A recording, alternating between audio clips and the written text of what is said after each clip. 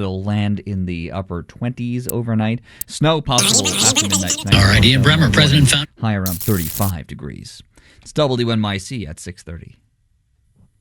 WNYC supporters include Paramount Pictures presenting the new film from director Ridley Scott, Gladiator II, a story of power, rebellion, and vengeance and how Rome treats its heroes. In theaters everywhere, available on digital now. This is WNYC 93.9 FM and AM 820, NPR News and the New York Conversation.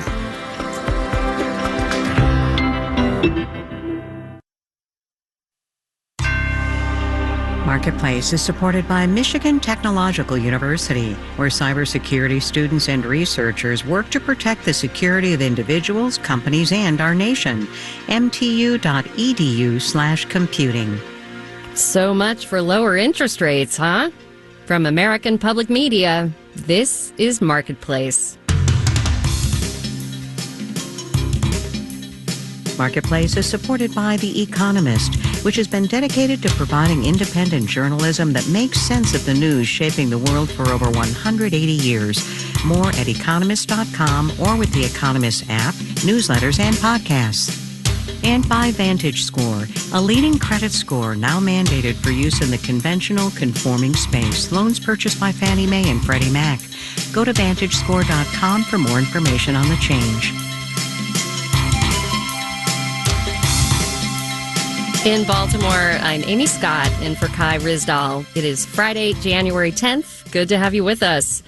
The December jobs report made waves today. The Bureau of Labor Statistics says employers added more than 250,000 jobs last month, about 100,000 more than analysts had expected, while the unemployment rate ticked down to 4.1%. Great news for job seekers. Not so much, though, for those pining for lower interest rates.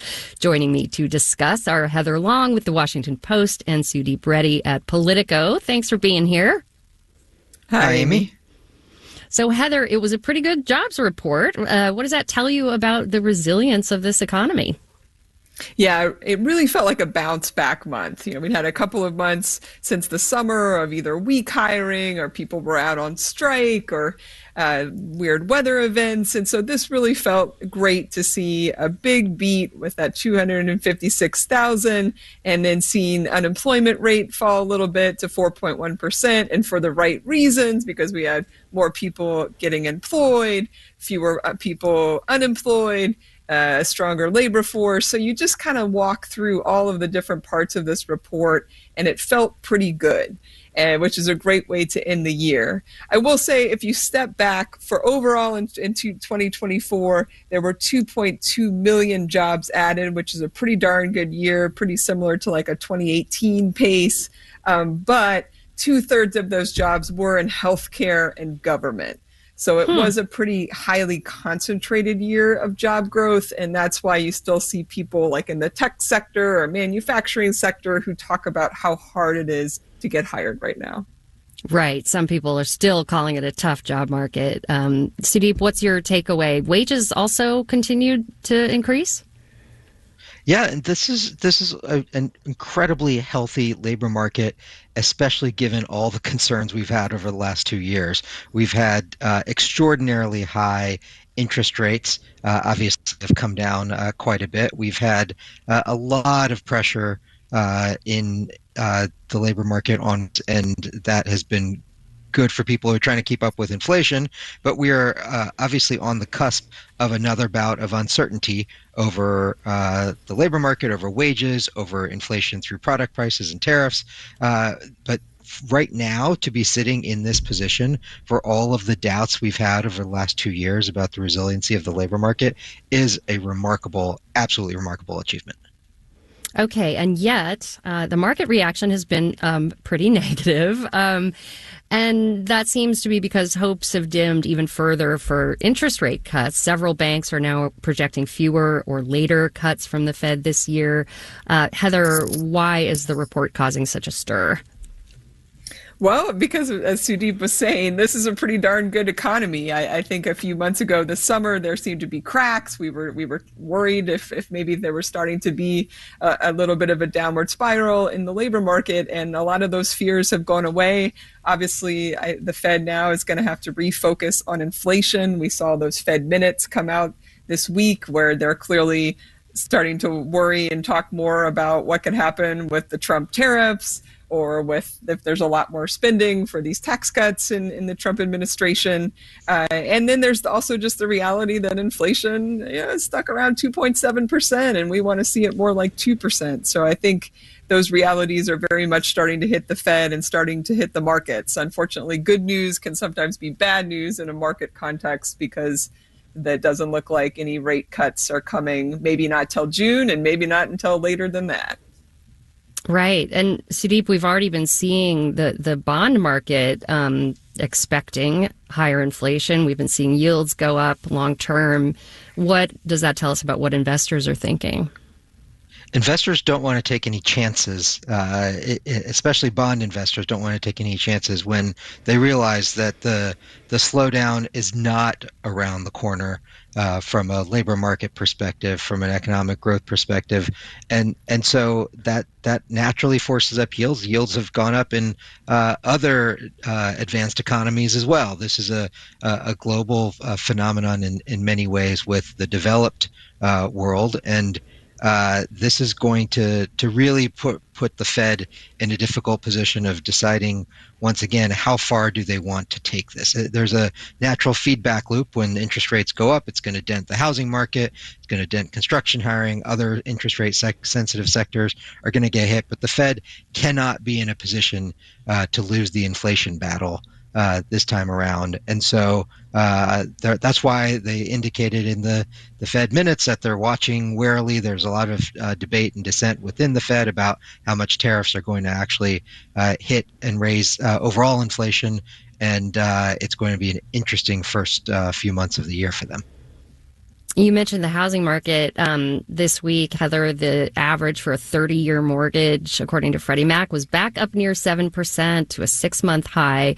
I think a lot of people, myself included, were hoping that rates would come down some in time for the spring market. Maybe not. It sure doesn't look that way. We're back near 7%, and it doesn't look like a lot of relief soon, as we've just been mentioning. I'll just say, Amy, I know you also cover housing a lot. I've been thinking about it a lot lately. You just look at those horrible LA wildfires this week, and then you look at these 7% mortgage rates, and it's just screaming to me that we pretty much totally need to reimagine housing in America right now. We need it to be safer against all of these climate-related risks, whether it's the wildfires or the hurricanes or whatnot. We're going to have to build a lot differently and rebuild a lot differently going forward. And then there's the ongoing affordability challenges for Gen Z and millennials in particular. And that's also going to take a lot of creative thinking, a lot of different types of housing, like more high-rises and townhomes and duplexes and all that sorts of stuff. Homes that are closer together on smaller lots. I know you've written and spoken a lot about all of this. So I really just look at this week and see that housing is going to have to look a lot different going forward, what we think of as an ideal home. Yeah, and we have a story later in the show about what happens when a climate catastrophe runs headlong into a housing crisis, an ongoing housing crisis. So before I let you go, Sudeep, we've got retail sales and inflation numbers next week. What are you going to be looking for?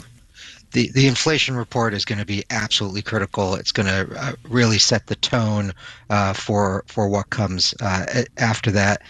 Consumers are uncertain right now. We got some consumer sentiment data this morning that has an inflation projection in it. A lot of this gets to be colored by politics. Democrats are fearing more inflation. Republicans are expecting less inflation ahead. But this is really going to be the thing that sets the direction for the inflation story, for the stock market story, for the start of a new presidency, for the impact of tariffs and reducing the pool of immigrant labor. All of that plays into this big report coming next week. All right. Sudeep Reddy, Politico, Heather Long with the Washington Post. Thank you both so much and have a good weekend. Thanks, Amy. Take care. As I mentioned, Wall Street was not happy. We'll have the details when we do the numbers.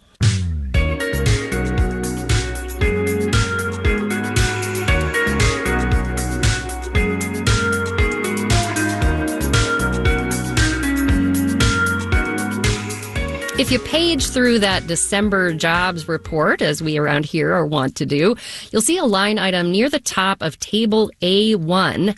Persons who currently want a job is the official wording, but are not in the labor force. These are folks who aren't working currently and haven't actively looked for a job in the past 4 weeks, but who say they would like to work. In December, that number stood at 5.5 million, 3% lower than a year ago. Marketplace's Stephanie Hughes looks at what's going on there.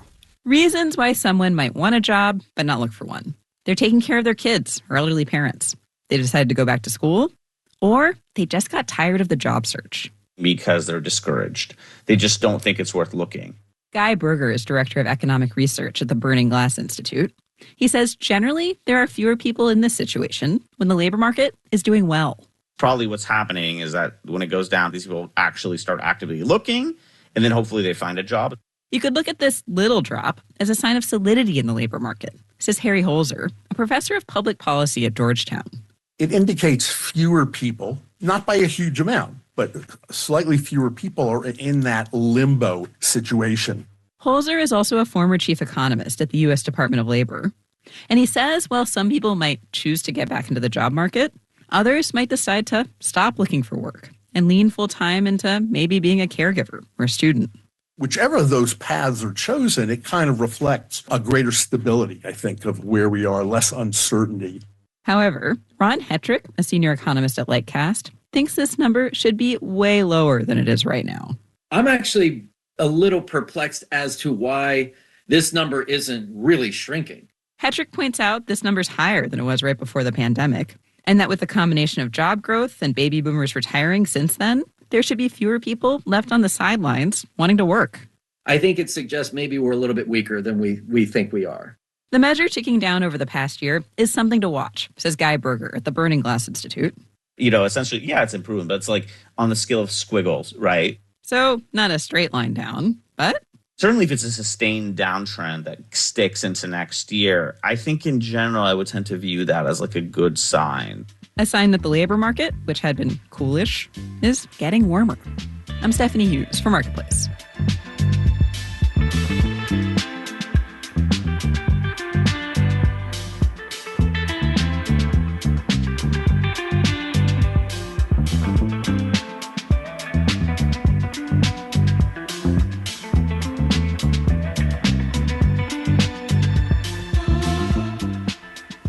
At last count, the fires burning in Los Angeles County, Heather was talking about, have forced more than 150,000 people to evacuate. As many as 10,000 buildings have been destroyed. And that means a lot of displaced people are now looking for a temporary or permanent place to live. It's happening in a metro area where there weren't enough available homes to begin with. Marketplace's Kaylee Wells has more. The people displaced in the LA fires won't get to move back to their neighborhoods anytime soon. I think the real restriction is just on labor and getting all that work done. Chief economist Daryl Fairweather says her company Redfin analyzed other California fires, and she says it takes most people at least 2 years to rebuild. Like, you can't scale up the number of contractors, the number of builders immediately. Most of the victims will still live nearby. Jay Liebig directs multifamily analytics at CoStar, and he says a disaster like this in any metro area would be horrible. But given that LA is one of the most underhoused metros in the country, it makes things even worse. Liebig says in particular, LA has one of the lowest multifamily vacancy rates in the country. The big question now is what's going to happen to rents. This is to me, the 800-pound gorilla in the room. Liebig says rents could jump 6-7% or even higher. In the longer term, these homes will get rebuilt, and Daniel Cabrera believes there will be plenty of demand for them. He founded a company called Fire Damage House Buyer. He buys damaged property as is if owners don't want to move back. We've bought, I can't even tell you how many fire damage properties in the past, and we've sold every single one. He says that's especially true for the Pacific Palisades, where wealthier residents can afford the higher insurance premiums that come with the fire risk. I don't think their property values, even with these wildfires, are going to go anywhere. I think they're going to remain right where they're at, and they're going to continue to rise because it's just such a sought-after market. And the state is facilitating that too. California has prohibited insurance companies from canceling policies on homes near the fire to make sure victims get payouts to move or rebuild. I'm Kaylee Wells for Marketplace.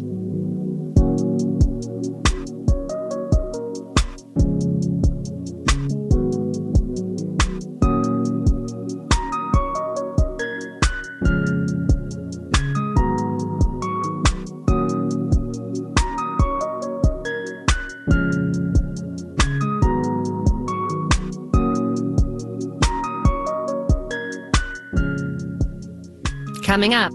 You know, maybe I'm just a beaten down Washington swamp dweller, but, you know, I'll believe it when I see it. A good policy in Washington. But first, let's do the numbers. The Dow Jones Industrial Average lost 696 points, 1 0.6%, to close at 41,938. The Nasdaq fell 317 points, also 1 0.6%, to finish at 19,161. And the S&P 500 shed 91 points, 1.5%, to end at 5827. For the week, the Dow lost 1 0.1%, the Nasdaq shed 0.6%, the S&P 500 fell 0.7%. Walgreens announced better than expected earnings today. More than $39.5 billion in revenue, up 7% year over year. Walgreens Boots Alliance stepped up 27.5%. Bonds fell. The yield on the 10-year T-note rose to 4.76%. You're listening to Marketplace. Marketplace is supported by Progressive Insurance, providing direct car insurance rates side by side with other insurance carriers. Customers can see rates and find an option that works for their needs. Now that's Progressive. Learn more at progressive.com. And by Drexel University, whose unique model of experiential education allows students to choose their own path and explore the world, enabling them to discover the perfect career. More at drexel.edu. Support for WNYC comes from Universal Pictures, presenting DreamWorks Animation's The Wild Robot, written and directed by Chris Sanders, featuring Kiss the Sky by Maren Mars and an original score by Chris Bowers. Awards eligible. On the next Radiolab. I feel like I have Stockholm Syndrome or something. Stockholm Syndrome. A strange condition born out of a bank robbery in Stockholm. The hostages start doing unexpected things. Mysterious. How do these victims get changed? And how did it change the rest of us? Allowed me to take a deep breath. For the better and... 40 years of the feeling of doing something wrong. For the worse. That's on the next Radiolab. Tomorrow at noon on WNYC. You're listening to Marketplace on WNYC. Coming up in the 7 o'clock hour of All Things Considered, a co-chair of the Meta Oversight Board talks about the company's decision to get rid of fact-checking in the U.S. We'll have that conversation and much more at 7 o'clock. Stay tuned. This is Marketplace. I'm Amy Scott. The holiday air travel season that just wrapped up was the busiest on record, says the Transportation Security Administration. That boosted profits at Delta, which posted better than expected results for its fourth quarter today.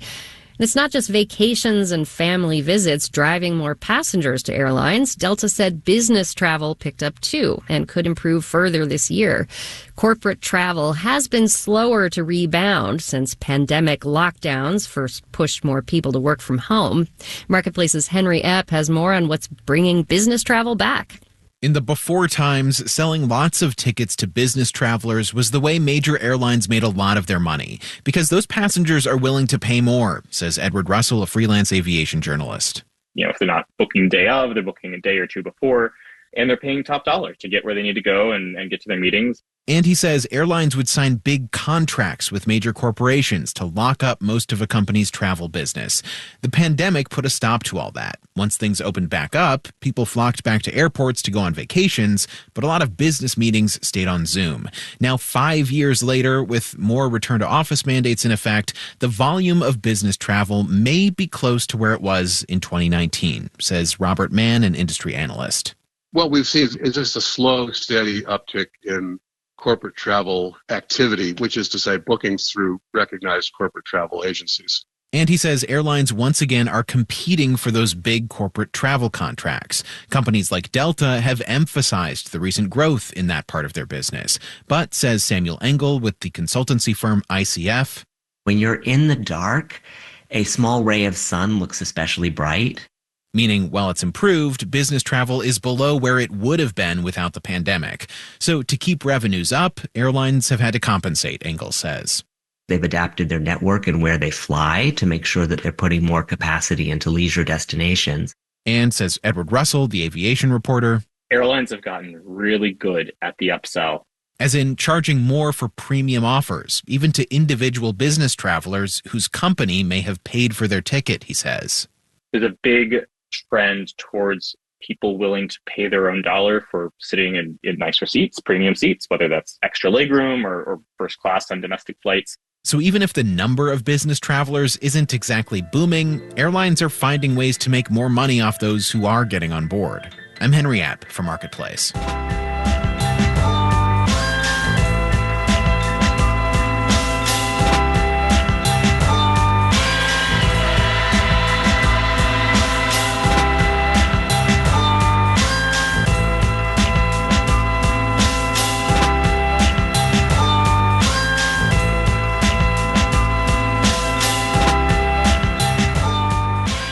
Did you make any New Year's resolutions this year? How's that going? A lot of us have financial goals, maybe save more, pay down some debt.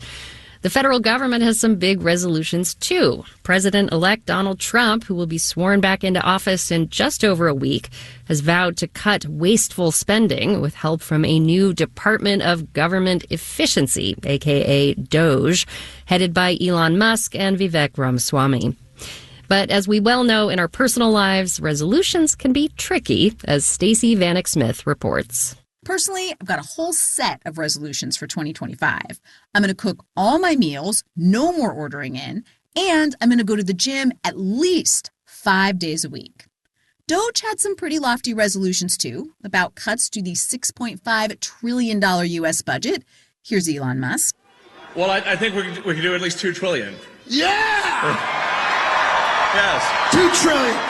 $2 trillion is like a third of the budget.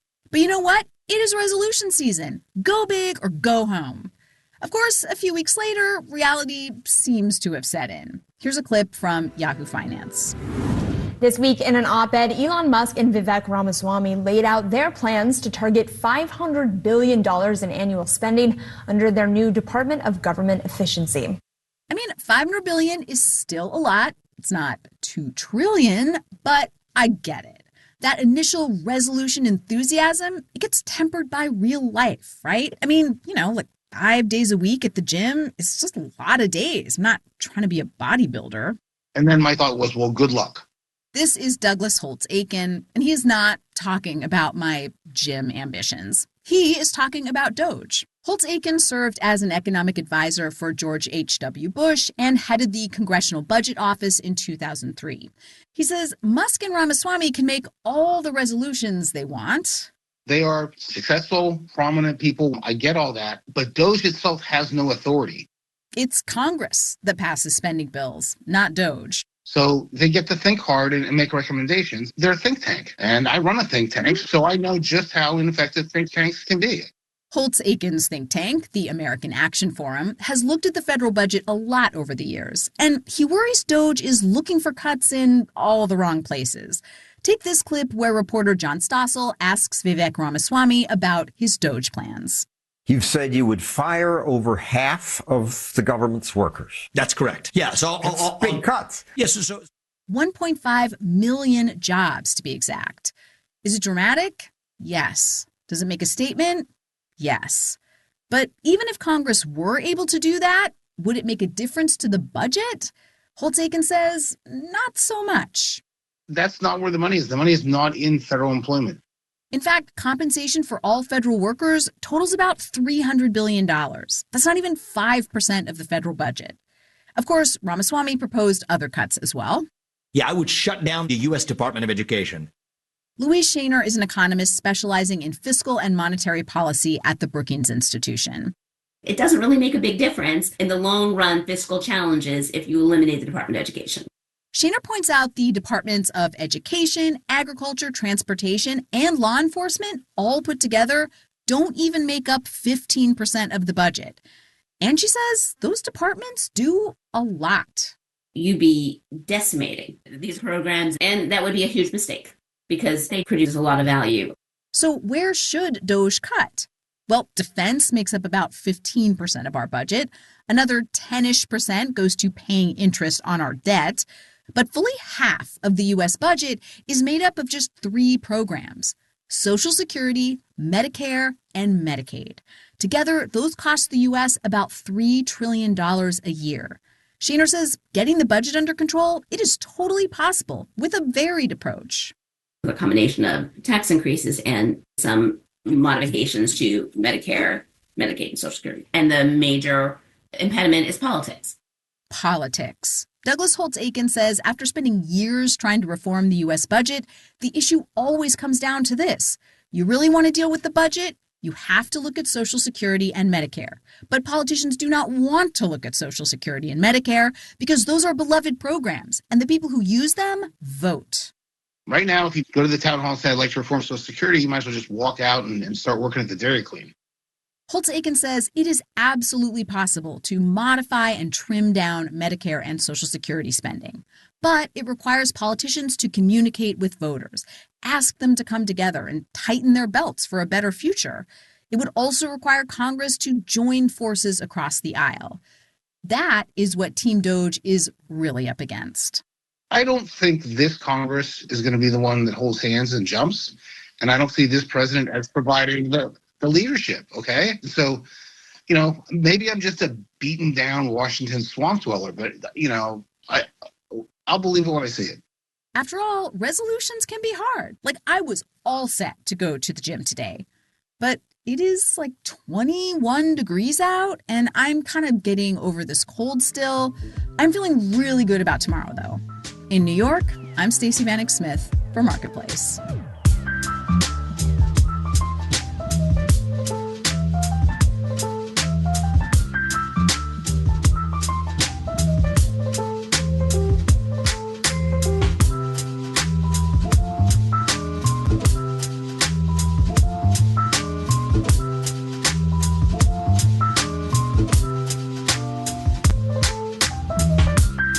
Marketplace is supported by BetterHelp, committed to making mental well-being a priority and offering support in taking on everything life demands, with therapists available to communicate via video, chat, or phone at betterhelp.com/public.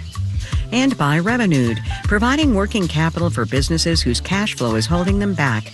Revenued approves businesses based on revenue, not credit, and funds can be approved and available in just one day. Visit getrevenued.com.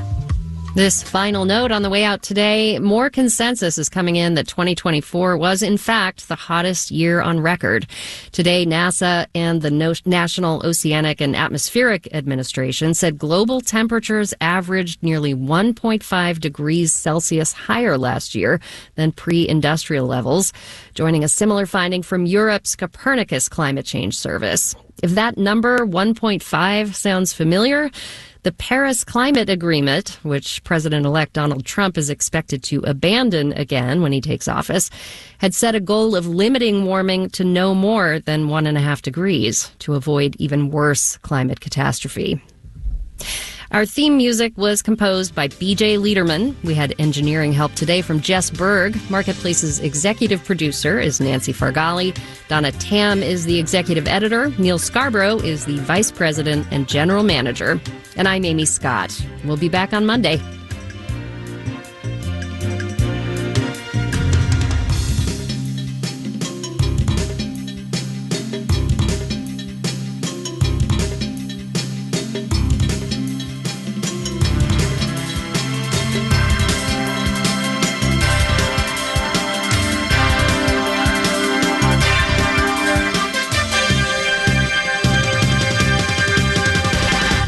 This is APN. WNYC is supported by